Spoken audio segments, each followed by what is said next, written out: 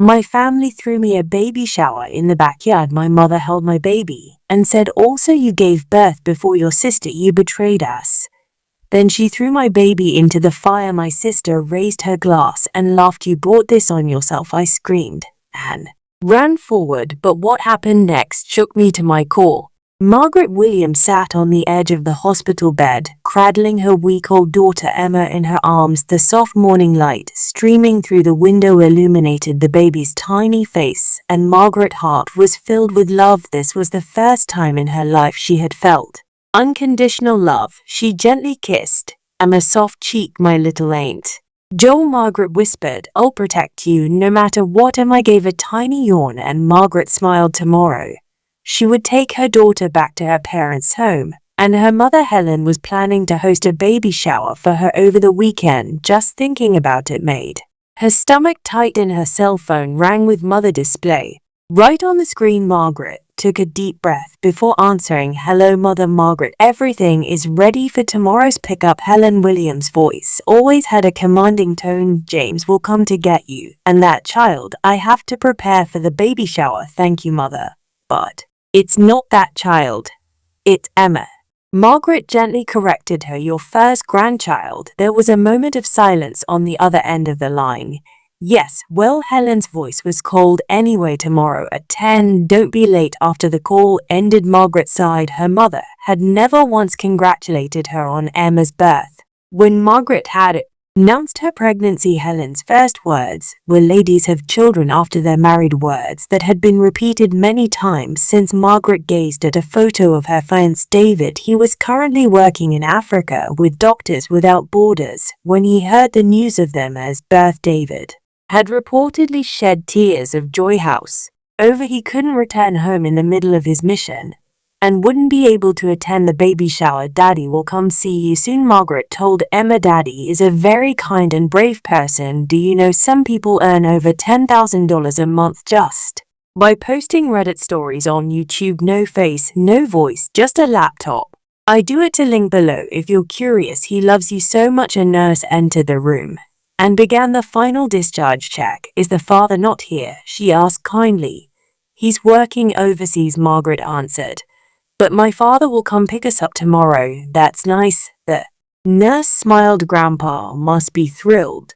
Margaret managed a faint smile. Her father James was indeed happy when she showed him Emma's photo. Tears had welled up in his eyes. But that was only when Helen wasn't around. James Williams was a reserved gentleman. He was a history professor at a prestigious university in Virginia, beloved by his stool. Hints at home, however, he always yielded to Helen strong. While Margaret loved her father, but sometimes she was disappointed by his indecisiveness. If only Dad was stronger. Margaret had thought countless times he had silently accepted the fact that her sister Becky was always their mother's favorite. Becky. Margaret felt complicated emotions rise within her at the thought of her sister's name. She always seemed smarter, more beautiful, and more successful than Margaret.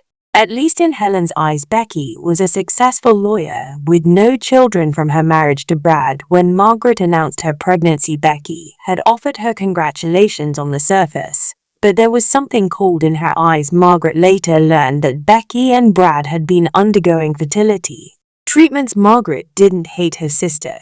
Rather, she wished to bridge the deep gap between them. She secretly hoped that Emma's birth might be that bridge. The next day, James arrived as promised to pick up Margaret and Emma. When he held his granddaughter, tears welled up in his eyes. She's beautiful, James said in an emotional voice. She looks like you did as a baby. Margot gently squeezed her father's arm. Thank you, Dad. In the car, James occasionally glanced at Emma in the back seat through the rear-view mirror. Helen is very busy preparing for the baby shower, he said cheerfully. It's going to be a wonderful party for you. Margaret tried to smile, couldn't help feeling anxious. Her mother's perfect parties always made her uncomfortable. Is Becky coming? She asked. Oh yes, of course, James answered. His voice sounded a bit tense. She and Brad are looking forward to it. Margaret confirmed that Emma was asleep and spoke in a low voice. Dad, tell me honestly, does Mom really want to throw me a baby shower, or Is it just for appearances? James glanced briefly at Margaret. There was sadness in his eyes. Mark your mother. She loves you. And her own way tried to understand. It was the usual answer. Margaret silently nodded and looked out the window watching Virginia's beautiful countryside roll by. She thought about tomorrow's baby shower. The whole family would be there, relatives and friends too. And she would have to pretend to be part of a happy family. As the car turned into the long driveway of her parents' home, Margaret's heartbeat quickened. The large colonial-style house with its white columns came into view. The house where she grew up, and now the place she was returning to with her daughter. Here we are, James said brightly. Let's bring him home. Margaret looked down at her baby and whispered softly, "It's okay, I'm here with you on the morning of the baby shower." Margaret woke up early. Helen's voice from the next room had her nerves on edge. Not blue table cloths, pink ones. Helen was instructing someone. My daughter had a girl get every detail perfect. Margaret took a deep breath as she held Em on the bed. Her mother was taking charge of everything without even asking what she wanted. The typical Helen Williams show was beginning. Good morning. Margaret turning around, she saw her father James standing in the doorway. He smiled gently and came closer to look at Emma. "She's been in a good mood all morning," Margaret said. "Dad, today it'll be fine." James interrupted her. "Today is a special day for you and Emma. Everything will work out." His words lacked confidence, but Margaret gratefully squeezed her father's hand. At 2 p.m. guests began to arrive. Margaret sat on the living room sofa holding Emma, her maternal, and gathered around, peering at the baby and offering congratulations. But Margaret could sense curiosity and a certain judgment in their eyes. They were probably internally criticizing her for having a child before marriage. "Margaret, you look tired," Helen approached with a perfect hostess smile. She was wearing a pale blue dress and looked as elegant as always. "You should rest a bit. I'll hold them for you." Margaret stared at her mother. Helen had never before asked to hold Emma. She hesitated, but feeling the eyes of the relatives around her, reluctantly handed Emma to her mother. Helen awkwardly held her granddaughter and, maintaining her smile, walked across the living room. Margaret watched with bated breath. Margaret turning around, she saw her sister Becky entering the room with her husband Brad. Becky was as always perfectly polished. She was dressed in a deal or dress with a pearl necklace gleaming at her throat. Margaret stood up to greet her sister. They exchanged a formal hug. The strong scent of Becky perfume stung Margaret's nose. "Congratulations," Becky said with a smile. Her eyes weren't smiling. "So you've covered your maternal instincts." "Thank you," Margaret replied. "Mom is holding Emma back." His expression clouded for a moment. She turned to look at her mother holding Emma. "Well, I never imagined Mom becoming a grandmother," she said in a sarcastic tone, "especially with you becoming a mother first." Margaret caught her breath. Becky's words were clearly filled with envy and resentment. She knew her sister was suffering from not being able to have children, but she hadn't expected such comments on this date. "Becky, please," Margaret said quietly. "Let's not have any disputes today." Becky gave Margaret a cold look. "Of course, today's your special day." After all, the party progressed, and Margaret kept her eyes on her mother and Emma while conversing with guests. Helen continued holding her granddaughter while skillfully mingling with the guests. However, when Emma began to cry, she quickly handed the baby to a nearby relative. "Time to open presents," Helen announced grandly. Margaret was led to a large table set up in the backyard. A mountain of presents was piled there. She took them back in her arms and began opening the gifts one by one, surrounded by guests. "This is from Becky and Brad," Helen handed her box. Margaret opened it and pulled out a set of high-end brand baby clothes. "These are lovely, thank you. I picked them out with Mom." Becky smiled. "I thought you wouldn't be able to choose things worthy of Emma with your taste." Margaret's cheeks grew hot. Laughter erupted from the crowd. Margaret never had any fashion sense, even as a student, Helen said cheerfully. "Remember what she wore to her high school graduation? That was awful." Margaret forced herself to smile. Her mother always enjoyed humiliating her in public. "That's right," Becky joined in. "I had to rescue her that time. But now I'll use my taste to rescue Emma." More laughter followed. And Margaret hugged Emma closer. It'll be over soon, she told herself inwardly late in the afternoon as the finale. Already Helen announced a special event. Everyone, let's move to the backyard, she proclaimed, raising her glass. Our family has a special tradition. We gather around a bonfire to celebrate the birth of a new life. Margaret looked at her mother in surprise. She had never heard of such a tradition, and her family, Mom, there's no so Dutch tradition, of course there is, Helen interrupted with a smile. Her eyes gleamed coldly. Have you forgotten our ancestors believed that fire wards off evil spirits? But Emma is still so small. And it's fine, Margaret, Helen said firmly. Everyone is looking forward to it. You always disregard family traditions, but just cooperate today. Margaret looked for James, but he was deep in conversation with relatives in a corner of the garden. She took a deep breath and gave up arguing. All right, she said quietly. The guests began moving to the backyard. Margaret, holding Emma, followed at the back of the group. Dusk was approaching and the sky was beginning to turn purple. The bonfire preparations were already complete in the backyard. Helen placed a hand on Margaret's shoulder. Come on, don't keep everyone waiting, she whispered. Tonight is a special night for you and your daughter. Most of the guests had already gathered around the fire pit set up in the backyard. The sky was bathed in the soft purple of twilight, and the silhouettes of pine trees lining the garden stood out at Helen's direction. A house servant lit the bonfire, and orange flames rose silently. Margaret held Emma close to her chest, maintaining a safe distance from the fire.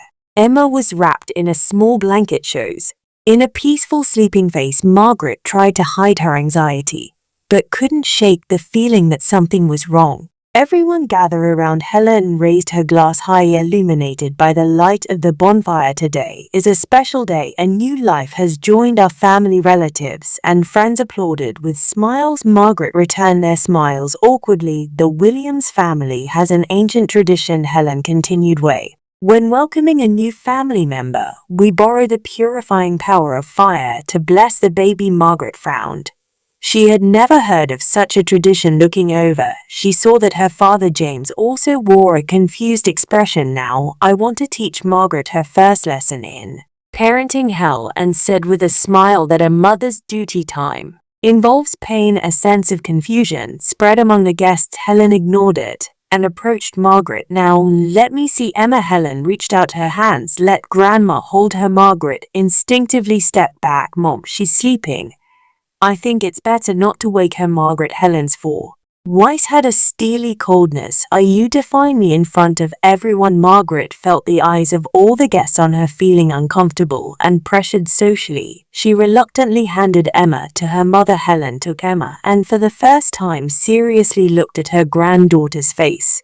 Something in her expression changed. The rigid smile disappeared, replaced by something else. She's a pretty child, Helen said quietly. Suddenly, her gaze turned to Margaret. Her eyes were cold and filled with hatred. Having a baby before your sister, you're a traitor. Margaret caught her breath. What are you saying? Be quiet. Helen's voice rang sharply. You've disrupted the family order. The guests were confused and began to quietly back away. No one had the courage to intervene in this strange turn of events. Mom decided that I would have a child first. Turning around, Margaret saw Becky standing on the opposite side of the bonfire, wine glass in hand. Her face was illuminated by the flames, creating strange shadows. It's a family tradition, Becky continued. The second daughter should have children before the firstborn. That's what Mom said. Margaret stared at her sister in disbelief. What are you talking about? There is no such tradition. There is. Helen's voice trembled with anger. My mother was a second daughter, and so was I. Even after marrying into the Williams family, that tradition should have been preserved. Margaret turned to her father. Dad James stepped forward with the confused expression. Helen, what are you saying? There's no such tradition. Be quiet. Helen glared at her husband. This has nothing to do with you. Helen's expression twisted, and she looked down at Emma. I can't accept this child. Margaret's blood ran cold at those words. Mom, give Emma back to me, she pleaded, but Helen pretended not to hear and slowly moved closer to on fire. A child who breaks tradition needs purification. Mom, Margaret cried out. Stop. What are you doing? Helen's movements quickened, holding Emma. She walked toward the bonfire, muttering bad blood must be cleansed. After a moment of frozen terror, Margaret came to her senses and ran toward her mother. Stop, give Emma back, but it was too late. Helen suddenly thrust Emma wrapped in the blanket forward and threw her toward the bonfire. Fire baptism for one with impure blood, hell, and shouted. Margaret screamed pierce the night sky. She lunged forward, trying to save her daughter. Becky raised her glass and laughed coldly. Isn't this what you deserve? In the midst of the confusion, everyone was frozen.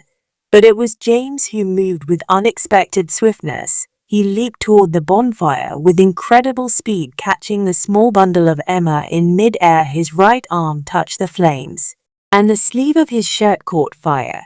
Where James, someone shouted. Her father rolled on the ground, protecting Emma with his body while extinguishing the fire on his arm. Margaret rushed to her father's side. Emma, Dad. James, despite his pained expression, handed the small bundle to Margaret. It's okay, she's safe. Margaret took Emma with trembling hands and pulled back the blanket. Emma was still asleep, unharmed. The thick fabric of the blanket had protected her. Margaret shed tears of relief. However, that relief was short-lived. Turning around, she saw Helen standing in shock. Understanding of what she had done was gradually dawning on her face. Helen stammered, I was just the tradition. Becky stood silently beside her mother, equally stunned. Her wineglass had fallen and shattered, with red wine spreading across the ground. Margaret hugged Emma tightly and looked at her father. James had red burn marks on his arm and was clearly in pain, but in his eyes burned something she had never seen before. It was anger, pure, uncontainable anger.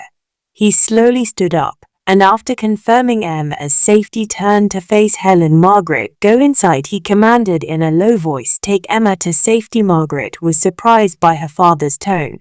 The gentle, mild-mannered father she knew was gone, replaced by someone else entirely.